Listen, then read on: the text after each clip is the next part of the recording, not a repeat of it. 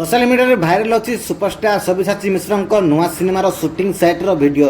दर्शक बंधु प्रथम थर पर ओडिया फिल्म इंडस्ट्री 10 कोटी बजेट सह निर्माण चली नुआ सिनेमा ना रही लैंडफॉल।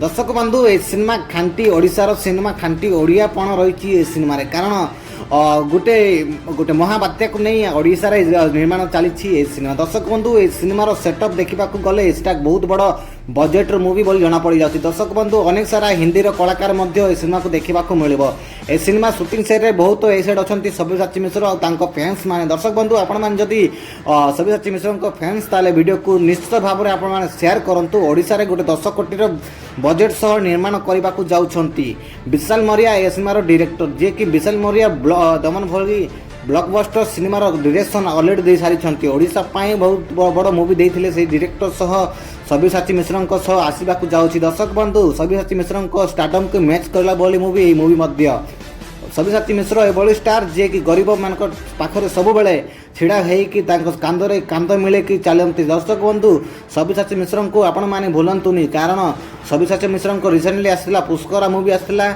आ गोटे मूवी आसला अनंता सिनेमा आसला बहुत बढ़िया ओडिशा रे बहुत बढ़िया कलेक्शन देखा मिलता। दर्शक बंधु आपण मान सहयोग जदि हुए आगामी दिन में ओडिया फिल्म इंडस्ट्री में बहुत बड़ बड़ मूवी आगामी दिन में देखा मिल। दर्शक बंधु आपण मान सहायता आपण सपोर्ट ओडिया सिनेमा को बहुत आग को नहीं पारे। से भली सब्यसाची मिश्र भल भल मूवी को नहीं निर्माण करने को ट्राई करुँच ओडिया फिल्म इंडस्ट्री रे।